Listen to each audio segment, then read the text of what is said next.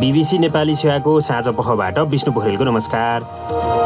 आजका मुख्य विषयमा वैदेशिक रोजगारीका क्रममा कोरोना भाइरस प्रभावित मुलुकहरूमा रहेका नेपाली नागरिकलाई बिना भेदभाव र विवेकपूर्ण तरिकाले उद्धारको व्यवस्था मिलाउन सर्वोच्चको आदेश। स्वदेशमा उद्धार गरी ल्याउनको लागि प्रशासनिक, आर्थिक र व्यवस्थापकीय पहल गर्नु भनेर नेपाल सरकार लगायत विपक्षीहरूका नाममा अन्तरिम आदेश जारी भएको। कोरोना भाइरसका कारण नेपाली अर्थतन्त्रका आधा दर्जन क्षेत्रमा गम्भीर असर पर्ने अर्थविदहरूको भनाई। यसपालिको हाम्रो डिप्रेसन आय केही नभए पनि असार मसान्तभरिमा 20% देखि 1/4 घट्छ। र अन्तर्राष्ट्रिय प्रसङ्गमा अमेरिकामा थप 50 लाख भन्दा बढी मानिसद्वारा आफूहरू बेरोजगार भएको भन्दै आवेदन।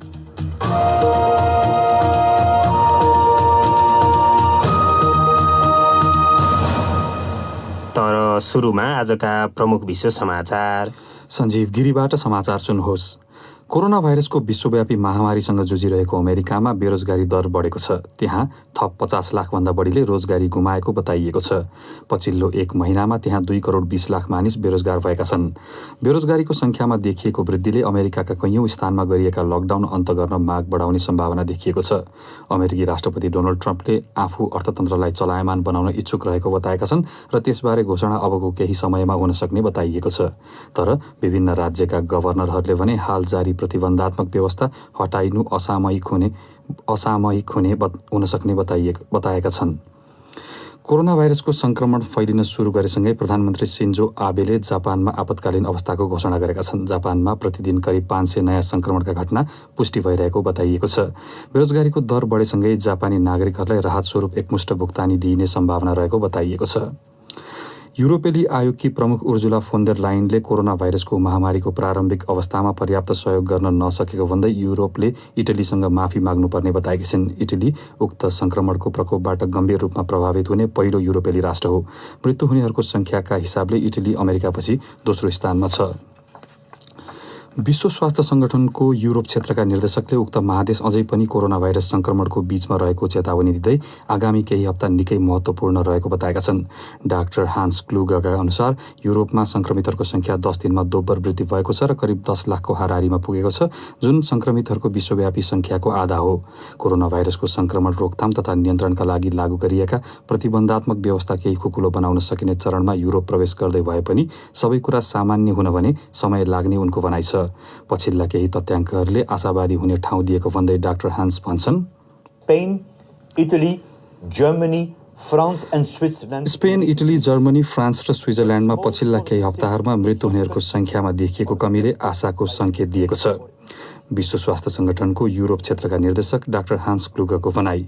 तपाईँ बीबीसी नेपाली सेवा सुनिरहनु भएको छ। स्पेनमा कोभिड-19 को संक्रमणका कारण चिलेका लेखक लुई सेपुल्वेडाको मृत्यु भएको छ। उनी 70 वर्षका थिए र पछिल्लो 2 महिनाभन्दा लामो समयदेखि अस्पतालमा थिए। पोर्चुगलमा आयोजना गरिएको एउटा साहित्य महोत्सवमा सहभागी भएदेखि अस्वस्थ महसुस गरेको उनले बताएका थिए। सन् 1989 मा प्रकाशित the old man who red love stories नामक पुस्तकका कारण उनी विश्वभर चर्चित थिए। साउदी अरेबियाकी एकजना राजकुमारीले सामाजिक सञ्जाल ट्विटर मार्फत त्यहाँका राजा सलमानलाई आफूलाई नजरबन्द मुक्त गर्न अपिल गरेकी छन्। राजकुमारी बेस्माको आधिकारिक ट्विटर खाताबाट गरिएको ट्विटले उनलाई गत वर्षदेखि नजरबन्दमा राखिएको छ भन्ने विषय पहिलो पटक पुष्टि भएको बताउँदै बीबीसीका सेबास्टियन असर भन्छन्, उनको ट्विटर खाता ह्याक भएको जस्तो देखिँदैन। त्यस्तो भएको भए उनी वा उनका नजिकका व्यक्तिहरूले त्यसको स्पष्टीकरण दिने थिए। उनलाई धेरै लामो समयदेखि नदेखिएका कारण उनी कहाँ छिन् भन्ने विषय रहस्यमय बन्दै आएको थियो। बीबीसीका सेबास्टियन असरको भनाई। राजकुमारी बेस्माले स्वास्थ्यको कारण देखाउँदै आफूलाई तत्काल रिहा गर्न आग्रह गरेकी छिन्। यस विषयमा साउदी अरेबियाका निकायहरूले कुनै पनि किसिमको आधिकारिक प्रतिक्रिया भने जनाएका छैनन्। र कोरोना भाइरसको संक्रमण नियन्त्रण तथा रोकथामका लागि गरिएका प्रयासका क्रममा आवश्यकता परे अमेरिकी राष्ट्रपति डोनाल्ड ट्रम्पले गरेको भेन्टिलेटर दिने प्रस्ताव आफूहरूले स्वीकार गर्ने रुसले जनाएको छ। रुसी राष्ट्रपति भ्लादिमिर पुटिनका प्रवक्ताका अनुसार महामारीको यो समय एकअर्कालाई सहयोग गर्ने समय रहेको पुटिनको विश्वास छ। अमेरिका आफै पनि कोरोना भाइरसको संक्रमणसँग जुझिरहेका बेला ट्रम्पले यस्तो प्रस्ताव अघि सारेका हुन्। गत महिना पुटिन र ट्रम्पको टेलिफोन वार्तापछि रुसको सैन्य विमानले न्युयोर्कमा भेन्टिलेटरसहित अन्य चिकित्सकीय सामग्री पुर्याएको थियो। यो BBC नेपाली सेवा हो।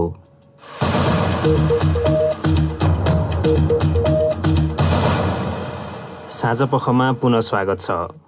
वैदेशिक रोजगारीका क्रममा विदेशमा रहेका र कोरोना भाइरसका कारण देश फर्कन चाहने तथा अलपत्र परेका नेपाली नागरिकहरूलाई बिना भेदभाव र विवेकपूर्ण तरिकाले उद्धारको व्यवस्था मिलाउन सर्वोच्च अदालतले आज सरकारका नाममा अन्तरिम आदेश दिएको छ।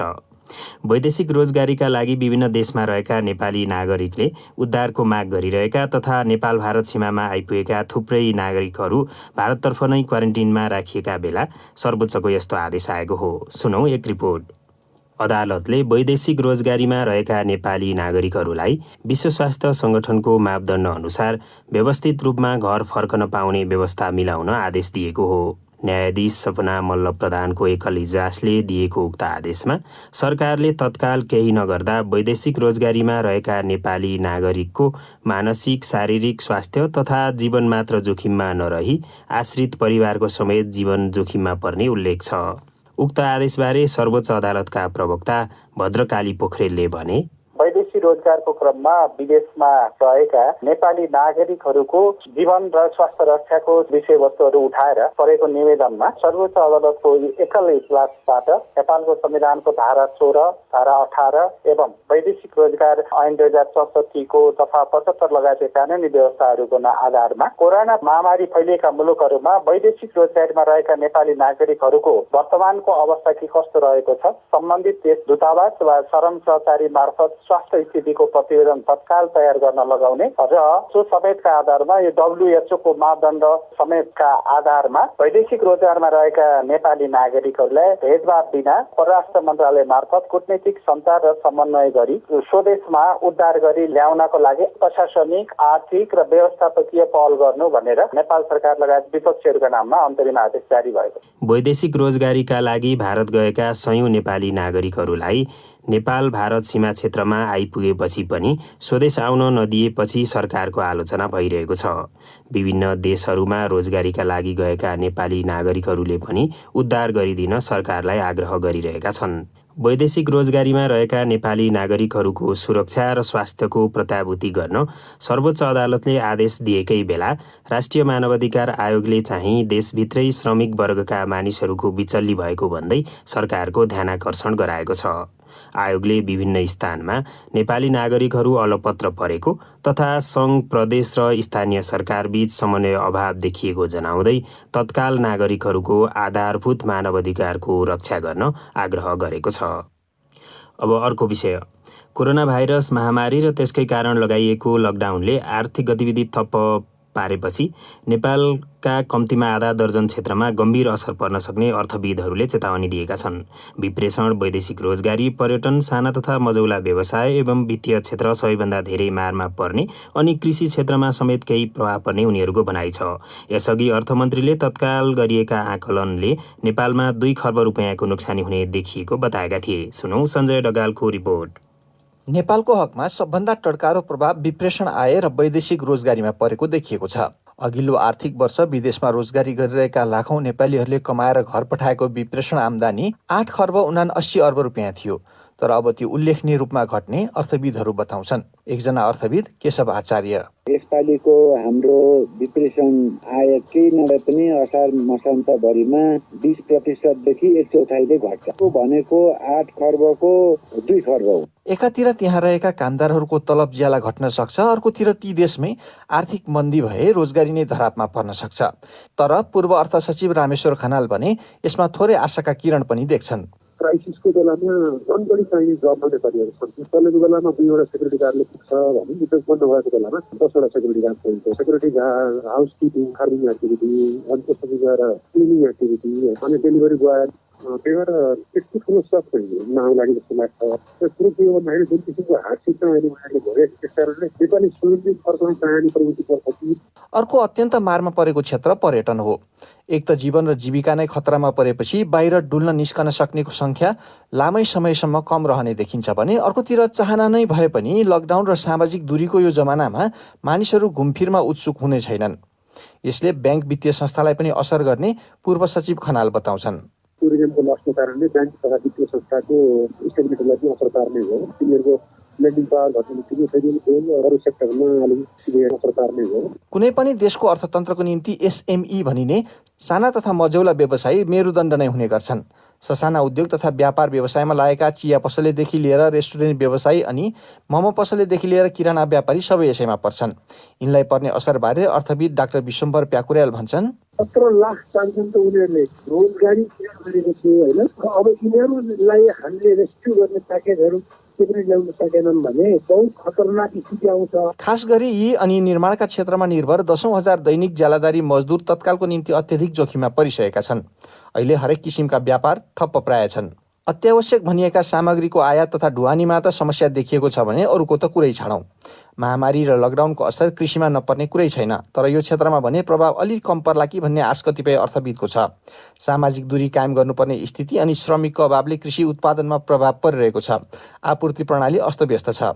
यी तमाम चुनौतीका माझ यो वर्ष देशको आर्थिक वृद्धि दर 4% हुन सक्ने अर्थमन्त्री डाक्टर युवराज खतिवड़ाले आशा गरेका छन्। पर्यटन र विप्रेषणमा पर्ने गम्भीर असरबारे पनि अर्थमन्त्रीको अलि भिन्न बुझाइ छ। उनी भन्छन्, जति आम्दानी नेपालमा पर्यटक नआएर घट्नेछ त्यति नै नेपालीहरू पनि विदेश भ्रमणमा नगएपछि जोगिनेछ। त्यस्तै जति आम्दानी विप्रेषणमा घट्नेछ त्यसको भरथेक त्यसकै फलस्वरूप हुने उपभोग र आयातको गिरावटले गर्नेछ। एउटा हाई लेभलको इक्विलिब्रियमबाट हामी लो लेभलको इक्विलिब्रियममा झर्छौँ क्या। समस्या चाहिँ त्यति मात्रै हो। सबै परिसूचकहरू उथलपुथल हुने स्थिति चाहिँ फेरि पनि होइन।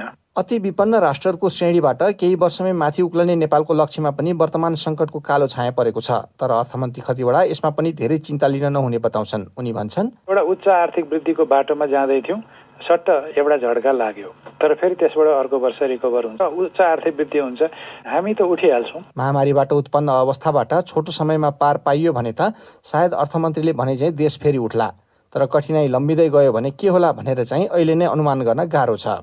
Sanjay Dhakal, BBC, Kathmandu. Corona virus संक्रमणमाझ नेपाल लगायत अन्य 36 देशका बालबालिकामा दादुरा रोग बिउतने खतराको खबर आइरहँदा सन् 2020मा मात्र नेपालमा दादुराका 125 बिरामी फेला परेको स्वास्थ्य सेवा विभागले जनाएको छ।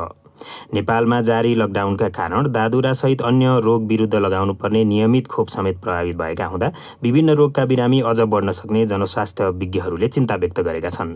झापाबाट उमाकान्त खनालको रिपोर्ट सुनौं।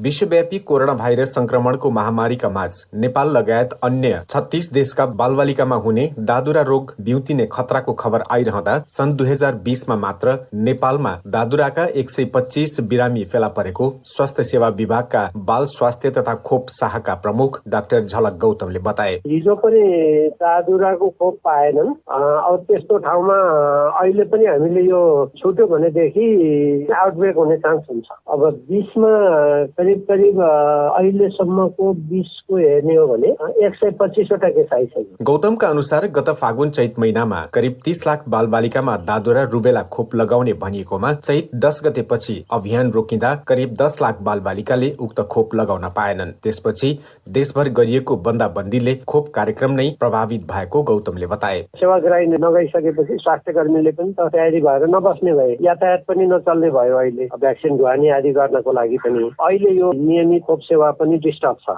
सन् 2020 को करिब 3 महिनाको अवधिमा दादुराका बिरामीहरू ललितपुर, सर्लाही, झापा र धादिङ जिल्लाका रहेको स्वास्थ्य सेवा विभागले जानकारी दिएको छ। सन् 2019 मा देशभर दादुराका बिरामीको संख्या 430 थियो। चाहिएको खोप आपूर्ति हुन नसक्ने कारणले पनि विगतमा खोप कार्यक्रम प्रभावित हुँदै आएको थियो। स्थानीय तहलाई आधारभूत स्वास्थ्य सेवा जिम्मा लगाएपछि कति बालबालिकालाई कुन खोप लगाइदैछ भन्ने तथ्याङ्क पाउन मुस्किल परेका बेला कोरोना भाइरस कोभिड-19 संक्रमण नियन्त्रण तथा रोकथामका लागि बन्दाबन्दीपछि खोपको चेन बिग्रने स्थितिमा पुगेको जनस्वास्थ्य विज्ञ भोगेन्द्र डोटेल बताउँछन्। संसार लकडाउन भएपछि त्यहाँ पनि प्रोडक्सन भएको छैन। प्रोडक्सन नभएपछि हामी कहाँ डेलिभरी हुँदैन। डेलिभरी नभएपछि हाम्रो बच्चाले भ्याक्सिनेसन पाउँदैन। यो त चेनमा छ नि। चेन ब्रेक भइसकेपछि यसको चाहिँ डेफिनेटली असर कहाँ हुन्छ? पपुलेसनमा पर्छ। अहिले नै खोपको श्रृङ्खला बिग्रिन थालेको अवस्थामा खोप नपाउने अवस्था आए संक्रामक रोगको प्रकोप झन भयावह हुने उनको भनाइ छ। Umakant Khanal, BBC, Jhapa. Corona virus रोकथामका लागि सरकारले लकडाउनका साथै राजधानी बाहिर पनि विभिन्न स्थानमा भाइरस परीक्षण विस्तार गरेको छ। यसै सन्दर्भमा गण्डकी प्रदेशमा भइरहेको त्यस्तो परीक्षण र त्यहाँका दैनिक ज्यालादारी गर्ने मजदुरहरूको अवस्थाबारे आज हामीले हाम्रा पोखरा संवाददाता नारायण कार्कीसँग कुराकानी गरेका छौँ। सबैभन्दा पहिले हामीले उनलाई गण्डकी प्रदेशमा कोरोना भाइरस संक्रमण र परीक्षणको अवस्था के छ भनी सोधेका थियौँ। अहिले गण्डकी प्रदेशमा चाहिँ यो कोरोना जुन परीक्षणको 2टा विधि छ, त्यो मध्ये चाहिँ के भने PCR विधिबाट चाहिँ 461 जनाको चाहिँ परीक्षण गरिसकिएको छ। अघिल्लो हप्तादेखि PCR बाट परीक्षण गर्न सुरु गरिएको हो। र त्यो मध्ये चाहिँ बागलुङमा 2टा केस चाहिँ पोजिटिभ फेला परे, अरू सबै चाहिँ नेगेटिभ नै भएको चाहिँ मलाई चाहिँ स्वास्थ्य निर्देशनालयका निर्देशक डाक्टर विनोद बिन्दु शर्माले जानकारी दिनुभएको छ। त्यस्तै द्रुत परीक्षणबाट पनि 3100 भन्दा बढीको परीक्षण भएको छ र त्यसमा चाहिँ 4वटा पोजिटिभ देखिएकोमा त्यसलाई चाहिँ PCR हेरेर चाहिँ सबै नेगेटिभ भएको चाहिँ जानकारी प्राप्त भएको छ। र आजदेखि मात्रै यो स्वास्थ्य निर्देशनालयले सबै जिल्लाहरूमा, गण्डकी प्रदेशका सबै जिल्लाहरूमा चाहिँ तालिमको खाँचो छ भने तालिम पनि दिने, अलिकति के छ त्यहाँको अवस्था भनेर चाहिँ यो अलिकति सिनियर चिकित्सकहरूलाई एउटा चाहिँ टिम बनाएर चाहिँ जिल्लामा चाहिँ खटाएर चाहिँ त्यसको अध्ययन र साथसाथै तालिम दिने व्यवस्था पनि गरेको छ। नारायणजी, अहिले चाहिँ दैनिक ज्यालादारीमा काम गर्ने लगायत अरू मजदुरहरूले दैनिक जीवनयापनमै समस्या भोग्नु परेको भन्ने कुराहरू पनि आइरहेका छन्। त्यस क्षेत्रका मजदुरको अवस्था चाहिँ कस्तो छ? अब के छ भने यो पर्यटन क्षेत्रतिर अरू चाहिँ औद्योगिक प्रतिष्ठानतिर काम गर्ने मजदुरहरू त अब कतिपय घर गइसके। उनीहरूले चाहिँ अब आफ्नो आफ्नो हिसाबले चाहिँ अब चाहिँ दैनिक चाहिँ खाद्यान्नको चाहिँ जो गरेको अवस्था छ। खास गरी असङ्गठित क्षेत्रमा काम गर्ने मजदुरहरू होइन, निर्माणमा क्षेत्रमा होला, अन्य क्षेत्रमा होला, तिनीहरू चाहिँ अलिकति समस्यामा परेको चाहिँ गुनासो आइरहेको छ। जस्तो मैले चाहिँ आज 2-4 मजदुरहरूसँग कुरा गरेका थिएँ। एकजना त्यो मध्ये एकजना चाहिँ हुम्ला मौला गाउँपालिकाका औँसी जैसी भन्ने रहेछ। उनी चाहिँ यो घर निर्माण गर्दा रहेछन् र उनले चाहिँ के भने ओडामा गए, ओडामा जाँदाखेरिमा चाहिँ उनले राहत पाएनन्। होइन तपाईँ यहीँ आउँछौँ अनि त्यसपछि राहत दिन्छौँ भनेर भनियो, तर अहिलेसम्म पनि कोही आएको पनि छैन, मैले राहत पाएको छैन भने। त्यस्तै चाहिँ दुधौली नगरपालिका सिन्धुलीका विपिन शर्माको पनि त्यस्तै गुनासो छ। अर्को चाहिँ त्यो के छ भने सेती नदीमा चाहिँ जसले चाहिँ बालुवा चालेर जीवन निर्वाह गर्छन्, ती मध्ये पनि कतिपय मजदुरहरू चाहिँ के भने आफ्नो बाध्यताले गर्दा हामी चाहिँ अब चाहिँ कोरोनाको डरको पनि परवाह नगरेर चाहिँ काम गर्नुपर्ने बाध्यता छ। नदी किनारबाट चाहिँ माथिसम्म बालुवा बोक्नुपर्ने बाध्यता छ भनेर चाहिँ गुनासो गरेका थिए। र अर्को चाहिँ के छ भने अब मैले महानगरपालिकाले के गरेको छ त श्रमिकहरूलाई व्यवस्था भनेर चाहिँ त्यहाँका चाहिँ नगर प्रमुख मानबहादुरजीसँग कुराकानी गर्दा उनले चाहिँ के भने अहिलेसम्म चाहिँ हामीले चाहिँ 19,500 परिवारलाई चाहिँ सहयोग गरिसकेका छौँ। त्यो कसरी सहयोग गरिएको छ भन्दाखेरिमा चाहिँ 6 जना परिवार भएकोलाई चाहिँ 25 केजी चामल, त्यही अनुसार दाल, तेलहरू, गेडागुडी दिएका छौँ र 3 जनाको परिवारलाई चाहिँ 12.5 केजी चामल लगायो। त्यसरी चाहिँ हामीले सहयोग गरिरहेका छौँ। र त्यस्तो चाहिँ अब जस्तो 3 श्रमिकको चाहिँ अब चाहिँ केही प्रमाण छैन तर यहाँ बसेका छन्, काम गरेका छन् भने हामीले चाहिँ कहाँ कुन घरमा बसेका छन् तिनीहरूको चाहिँ घरबेटीको चाहिँ उहाँसँग चाहिँ सम्पर्क गरेर पनि हामीले चाहिँ वितरण गर्ने चाहिँ काम गरिरहेका छौँ। त्यस्तो छिटफुट भए पनि हामी सबैलाई चाहिँ समेट्छौँ भनेर चाहिँ उनले बताए। अन्त्यमा नारायणजी, धेरै देशले आफ्ना नागरिकहरूलाई फिर्ता लगेको अवस्था पनि छ नेपालबाट, तर कतिपय विदेशी पर्यटकहरू घुम्नका लागि नेपालका विभिन्न क्षेत्रमा रहेका छन्। विशेष गरी गण्डकी प्रदेशका विभिन्न जिल्लाहरूमा उनीहरू रहेको भन्ने खबरहरू पनि आइरहेछन्। त्यस क्षेत्रमा अहिले कति जति विदेशी पर्यटकहरू रहेका छन् र उनीहरूको बस्ने खाने लगायत अरू सुविधाहरूको व्यवस्थापन कसरी भइरहेको छ? अब यो निश्चय नै यो चाहिँ अब पर्यटकीय केन्द्र हो पोखरा होइन, जसको आसपास क्षेत्रमा पनि धेरै होमस्टेहरू छन् पर्यटकहरू बस्ने। अहिले पनि के अवस्था रहेछ भने जस्तो चाहिँ आज मात्रै चाहिँ अब यो होटल सङ्घले चाहिँ 20-22 जना पर्यटकलाई काठमाडौँ पठाएको छ। र त्यो बाहेक पनि कति पर्यटकहरू चाहिँ बाँकी छन् भन्दाखेरि झन्डै 200 जना चाहिँ पर्यटक युरोप, अमेरिका लगायत विभिन्न मुलुकका पर्यटक चाहिँ अहिले पनि पोखरामै बसिरहेका छन्। साना होटलहरू, गेस्ट हाउसहरूमा, होमस्टेमा पनि बसेका छन्। र उनीहरू चाहिँ के भने स्वदेश फर्कनु भन्दा पनि यो कोरोनाको त्रासको कारणले गर्दा यहाँ नै आफूलाई चाहिँ सुरक्षित महसुस गरेर चाहिँ यहीँ नै बस्न चाहन्छन् भनेर चाहिँ मलाई चाहिँ क्षेत्रीय होटल सङ्घ पोखराका अध्यक्ष विकल्प तुलाचनले चाहिँ बताए। उनी थिए पोखरा स्थित हाम्रा संवाददाता नारायण कार्की। अब पालो तपाईँहरूकै प्रतिक्रियाको। चिठी पत्र प्रस्तुत गर्दैछन् साथीहरू सञ्जीव गिरी र निरञ्जन राजवंशी। सामाजिक सञ्जाल फेसबुक र ट्विटरमा आज हामीले सोधेका थियौं, कोरोना भाइरस संक्रमणको जोखिम कम गर्न लगाइएको लकडाउन नागरिकहरूले पूर्ण पालना नगरेको र प्रहरीले पनि सही व्यवहार गर्न नसकेका विवरणहरू आएका छन्। लकडाउनलाई प्रभावकारी बनाउन नागरिक र प्रहरीले के कस्तो भूमिका खेल्नुपर्छ? तपाईको धारणा लेख्नुहोस्। हामीलाई प्राप्त जवाफमध्ये यहाँ केहीलाई समेटेका छौं। ट्विटरमा सुजित महत लेख्छन्, लकडाउन पूरा पालन हुन सरकारले घर घरमा खाना, पानी, ओखती पुर्याउनुपर्छ। अत्यावश्यक वस्तु किन्न बाहिर निस्कनै पर्ने अवस्थामा पूरा परिपालन हुँदैन। यसैले सुरक्षाकर्मीले पूरा पालन गराउने हट गर्न मिल्दैन। काम बेगर बाहिर निस्किरहने बानी नागरिकमा पनि छ। नवराज भट्टको चाहिँ अलिक फरक मत छ। लकडाउनलाई प्रभावकारी बनाउने हो भने प्रहरीले अलिक कडा रूपमै प्रस्तुत गर्दा ठिक होला कि? जगत कुमार विकले फेसबुकमा लेखेका छन्, सरकारले लगाएको नियमको पालना गर्नु र विश्वव्यापी महामारीको रूप लिएको कोरोना भाइरसबाट बच्न र बचाउन तपाईँ हाम्रो दायित्व हो। तसर्थ प्रहरी मेरो साथी हो भन्ने कुरा आत्मसात गर्दै लकडाउनको पालना गर्नुपर्छ। यद्यपि समाजका गरिब वर्गका लागि सहयोग गर्ने भए सामाजिक दूरी कायम गर्नुपर्छ। स्थानीय तहले पनि गरिबको सही पहिचान गरी राहत बाँड्नुपर्छ। जुनु श्रेष्ठको सुझाव छ, संसारमा महामारीको रूपमा फैलिएर लाखौं व्यक्तिको ज्यान गइरहेको यो अवस्थामा लकडाउनलाई सजायको रूपमा नलिइकन लकडाउन नै पहिलो अचूक औषधि र कोरोनाको चिकित्सक स्वयं आफू नै हो भनी मनन गरौं र सामाजिक दूरी कायम गरौं। यो बाहेक अरू विकल्प छैन होला सायद। बिचारी बुढाथोकी लेख्छन्, धेरै जनता पक्कै पनि सचेत छन्। कोही अबुझ भएर बाहिर निस्केलान्। तिनलाई कडा कारबाही होस्। कतिपय जनता भोक-भोकै तडपिरहेका पनि होलान्। तिनीहरूको मर्का चाहिँ कसले बुझ्ने हो बुझिदिनु पर्यो। प्रहरीले पनि राम्रै काम गरिरहेको देखिन्छ। राहतको नाममा एक डाडु तेल, एक मुठी नुन पनि बाँडेको देखियो। सरकारको निर्देशन नै यति हो कि जनप्रतिनिधिले गर्न खोज्या के हो? मनोज पन्तले अलि फरक मत राखेका छन्। पासको दुरुपयोग र पार्टीका हिसाबले राहत दिनुले पनि गरिब जनता बाहिर आउन बाध्य छन्। खगेन्द्र बर्देवाको सुझाव छ, प्रहरी त जिम्मेवार बन्नु पर्छ नै, चिकित्सक लगायतका स्वास्थ्यकर्मी पनि खुला रूपमा हिँड्दा आफ्नो परिचय पत्र भिरेरै हिँड्नु पर्यो। अब एउटा अन्तर्राष्ट्रिय विषय। अमेरिकामा थप 50 लाखभन्दा बढीले आफूहरू बेरोजगार भएको भन्दै सरकारलाई आवेदन दिएका छन्। गत मार्च महिना यता अमेरिकामा 2 करोडभन्दा बढी रोजगारी कटौतीमा परेका छन्। आधिकारिक तथ्याङ्क अनुसार त्यो हालसम्मकै धेरै हो। बीबीसी विवरणहरूमा आधारित रिपोर्ट प्रस्तुत गर्दैछन् सञ्जीव गिरी। सन् 2008को विश्वव्यापी आर्थिक सङ्कटपछि अमेरिकामा सृजना गरिएका रोजगारीका अवसर जत्तिकै सङ्ख्यामा कोरोना भाइरसको सङ्क्रमणले 1 महिनाको अवधिमा रोजगारीका अवसरहरू प्रभावित पारिदिएको छ। विश्लेषकहरूका अनुसार द ग्रेट डिप्रेसन भनिने सन् 1929देखि 1930सम्मको अवधिपछि अमेरिकाले यो किसिमको आर्थिक सङ्कट देखेको छैन। सरकारले साना व्यवसायहरूलाई सहयोग गर्न सुरु गरेसँगै बेरोजगारीको दर क्रमिक रूपमा घट्दै जाने अर्थविदहरूको विश्वास छ। विभिन्न राज्यका गभर्नरहरू कोरोना भाइरसको सङ्क्रमण व्यापक रूपमा फैलिरहेका अवस्थामा ती स्थानहरूलाई कसरी खुला बनाउने भन्ने विषयमा छलफल गरिरहेका छन्। अमेरिकी राष्ट्रपति डोनाल्ड ट्रम्पले यस विषयमा नयाँ व्यवस्थाबारे आजै केही समयपछि घोषणा गर्न सक्ने बताइएको छ। कोरोना भाइरसको विश्वव्यापी महामारीसँग सङ्घर्ष गरिरहेको अमेरिकामा राष्ट्रपति डोनाल्ड ट्रम्पले देशको अहिलेसम्मकै ठूलो $20 खर्ब बराबरको आर्थिक प्याकेजमा हस्ताक्षर गरेसँगै सङ्घीय सरकारले करिब 8 करोड अमेरिकी नागरिकहरूलाई प्रति व्यक्ति $1200 र प्रति बालबालिका $500 सहयोग गर्न सुरु गरेको छ। बेरोजगारीको तथ्याङ्कले पनि अमेरिकाको अवस्थाको पूर्ण चित्र भने देखाउँदैन, किनभने स्वरोजगारहरू सरकारले दिने सहायताका लागि योग्य छैनन्। अमेरिकामा विश्वमै सबैभन्दा धेरै करिब 6,40,000 मानिसमा कोरोना भाइरसको सङ्क्रमण भएको पुष्टि भएको छ। त्यहाँ हालसम्म करिब 31,000 जनाले ज्यान गुमाइसकेका छन्, जुन कुनै पनि एउटा देशका हिसाबले सर्वाधिक हो। विश्वव्यापी रूपमा कोरोना भाइरसबाट सङ्क्रमित हुनेहरूको सङ्ख्या 20 लाख नागेको छ भने मृत्यु हुनेहरूको सङ्ख्या 1,38,000 भन्दा बढी छ।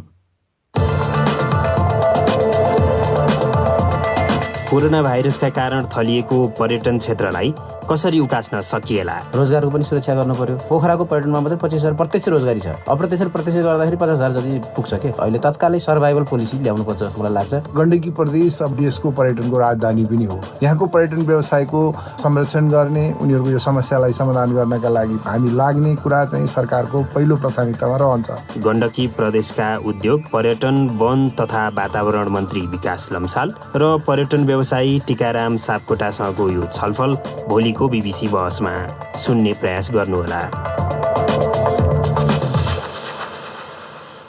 अब आजको अन्तिम विषय। 13औं दक्षिण एसियाली खेलकुदमा पदक जित्ने खेलका प्रशिक्षकहरूलाई दिने भनिएको घोषित पुरस्कार दिन सरकारले ढिलो गरेपछि प्रशिक्षकहरूले त्यसप्रति असन्तुष्टि व्यक्त गरेका छन्। उक्त प्रतियोगिता सकिएको 4 महिनापछि पदक जित्ने 400 भन्दा बढी खेलाडीलाई हालै घोषित पुरस्कार दिएपछि खेलाडीहरू भने प्रसन्नता व्यक्त गरेका छन्।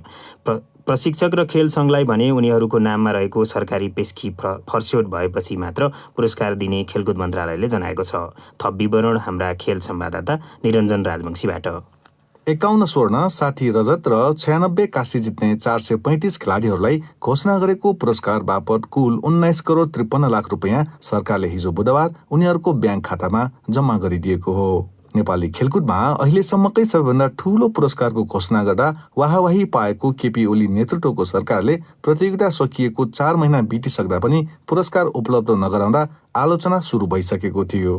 तर अहिले खेलाडीहरू दङ्ग देखिन्छन्। दोहोरो स्वर्ण पदक जितेका कराटे खेलाडी मण्डे काजी श्रेष्ठ। हुन त उहाँहरूले कहिले चैतको अन्तिममा दिन्छु भन्यो होला, कहिले फागुनमा दिन्छु भन्यो होला। जुन अहिले यो टाइममा पनि हामीलाई जुन खातामा चाहिँ रकम अब दिँदै हुनुहुन्छ त्यो चाहिँ एकदमै फ्लुक र खेलाडीले पनि यो खुसी हुनुपर्छ। यस्तो टाइममा पनि उहाँहरूले दिइरहनु भएको छ आफ्नो ज्यानको बाजी राखेर है। 25औं वर्षको जुन दुःख गरेर पाएको रकम हो, यसलाई चाहिँ त्यतिकै खेर फाल्नु भएन हैन। यसलाई चाहिँ सही ठाउँमा चाहिँ म चाहिँ भविष्यमा चाहिँ एउटा चाहिँ उज्जवल भविष्यको लागि चाहिँ म सदुपयोग चाहिँ गर्ने नै छु। काठमाडौँ, पोखरा र जनकपुरमा गत मङ्सिर 15 गतेदेखि सुरु भएको दक्षिण एसियाको सबैभन्दा ठूलो खेल प्रतियोगितामा आयोजक नेपालले 51 स्वर्ण जितेपछि दोस्रो स्थान हासिल गरेको थियो। अन्तर्राष्ट्रिय प्रतियोगितामा यति धेरै पदक जितेको पनि नेपालले यो पहिलो पटक नै हो। तर विगतमा जस्तै खेलाडीलाई नगद रकम नै दिने नभई नयाँ नियम अनुसार उनीहरूको ब्याङ्क खातामा पैसा जम्मा गर्नुपर्ने हुँदा त्यसमा अझै प्राविधिक समस्या आउन सक्ने राष्ट्रिय खेलकुद परिषदका अधिकारीहरूले बताएका छन्। 13औं साखको राष्ट्रिय टिम तयारी समितिका प्रमुख महेन्द्र राई। कसैको आमाको नाममा कसैको अब दाजुको नाममा पठाइदिनु भन्ने त्यो त मिल्दैन। जुन खेलाडी हो त्यसको उसमा जान्छ। कतिको कुमार हुन्छ, कतिको बहादुर, कतिजनाको चाहिँ के नि जाँदैन। के कारणले गएन त्यो हामीलाई गरिदिनुहोस्, हामी घरबाटै पनि प्रत्येक खेलाडीलाई अब फोन गरेर गर्छौँ भनेर भनेको छु। सरकारले पुरस्कार रकममा वृद्धि गर्नुका साथै त्यस्तो नगद प्रोत्साहनमा कर कट्टी लाग्ने प्रचलित व्यवस्थामा मन्त्री परिषदले खेलाडी प्रशिक्षकहरूलाई भन्दै कर छुट समेत दिएको छ। तर पुरस्कार प्राप्त गर्नु अगाडि खेलाडी प्रशिक्षकहरूले भने विगतमा लिएको सरकारी रकमको फर्चोट गर्नुपर्ने कार्यविधि पनि बनाइएको छ, जस अनुसार अहिले सागमा पदक जिताउने प्रशिक्षक र खेल सङ्घलाई दिने घोषणा गरेको पुरस्कार वितरण गरिएको छैन। युवा तथा खेलकुद मन्त्रालयका सचिव रामप्रसाद थपलिया भन्छन्, सहायक प्रशिक्षक र खेल सङ्घहरूको सम्बन्धमा राष्ट्रिय खेलकुद परिषदले सरकारी बाँकी उहाँहरूले तिर्नुपर्ने छ भने त्यो ट्रस्टसँग तिरिसकेको, बुझाइसकेको, कुनै राष्ट्रिय खेलकुद परिषदबाट कुनै पेस्कीहरू लिनुभएको छ भने त्यसको फर्चोट भएको जानकारी प्राप्त भएपछि हामी छिटोभन्दा छिटो नै यस्ता रकमहरू चाहिँ जम्मा गर्दै जानेछौँ। उनका अनुसार यसले खेलकुद क्षेत्रमा व्याप्त पेस्की फर्चोटको समस्या हटाउन मद्दत पुग्नेछ। सरकारको यो प्रणालीप्रति भने प्रशिक्षकहरूले असन्तुष्टि प्रकट गरेका छन्। साकी जुडो प्रशिक्षक देबु थापा भन्छन्, फर्चोट गरेन भन्दा के कोचलाई पछाडि पारिदिने जहिले पनि खेलाडीहरूलाई चाहिँ उत्पादन गर्नेदेखि लिएर मेडल दिलाउनेदेखि लिएर पुरस्कार पाउने बेला खाने बेला जहिले पनि कोचलाई किन पछाडि फर्चोट नगरिकन बजेटको सबै नबुझाइकन अरू कोचले नपाउने भन्ने त्यो त अन्याय भयो नि। कस्तो चित्त दुख्छ नि हामीलाई पनि। त्यही खेलाडीलाई त्यहाँसम्म सङ्घर्ष गर्न हामीले कति मेहनत गर्नु परेको छ। बिना कोचको खेलाडी त्यतिकै आउँछ। खेलाडी प्रशिक्षक र राष्ट्रिय सङ्घलाई गरेर 13औं सागको पुरस्कारमा 23.5 करोड रुपियाँ भन्दा बढी वितरण हुने खेलकुद मन्त्रालयले जनाएको छ। बाँकी रकम भने कोरोना भाइरस संक्रमणको खतरा सकिएपछि मात्र प्रक्रियामा लगिने बताइएको छ। निरञ्जन राजवंशी, BBC काठमाडौँ। अब आजका प्रमुख विश्व समाचार संक्षेपमा। कोरोना भाइरसको विश्वव्यापी महामारीसँग जुझिरहेको अमेरिकामा बेरोजगारी दर बढेको छ। त्यहाँ थप 50 लाखभन्दा बढीले रोजगारी गुमाएको बताइएको छ। कोरोना भाइरसको संक्रमण फैलिन सुरु गरेसँगै प्रधानमन्त्री सिन्जो आबेले जापानमा आपतकालीन अवस्थाको घोषणा गरेका छन्। युरोपेली आयोगकी प्रमुख उर्जुला फोन देर लायनले कोरोना भाइरसको महामारीको प्रारम्भिक अवस्थामा पर्याप्त सहयोग गर्न नसकेको भन्दै युरोपले इटलीसँग माफी माग्नुपर्ने बताएकी छिन्। विश्व स्वास्थ्य संगठनको युरोप क्षेत्रका निर्देशकले उक्त महादेश अझै पनि कोरोना भाइरस संक्रमणको बीचमा रहेको चेतावनी दिँदै आगामी केही हप्ता निकै महत्त्वपूर्ण रहेको बताएका छन्। स्पेनमा कोभिड-19 को संक्रमणका कारण चिलेका लेखक लुइस सेल्भुभेटाको मृत्यु भएको छ। उनी 70 वर्षका थिए। र साउदी अरेबियाकी एकजना राजकुमारीले सामाजिक सञ्जाल ट्विटर मार्फत त्यहाँका राजा सलमानलाई आफूलाई नजरबन्द मुक्त गर्न अपिल गरेकी छिन्।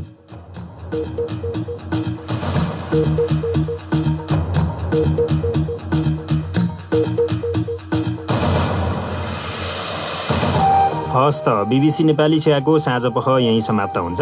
हामीलाई भने भोलि बिहान 7:15 बजेसम्मका लागि बिदा दिनुहोस्। नमस्कार।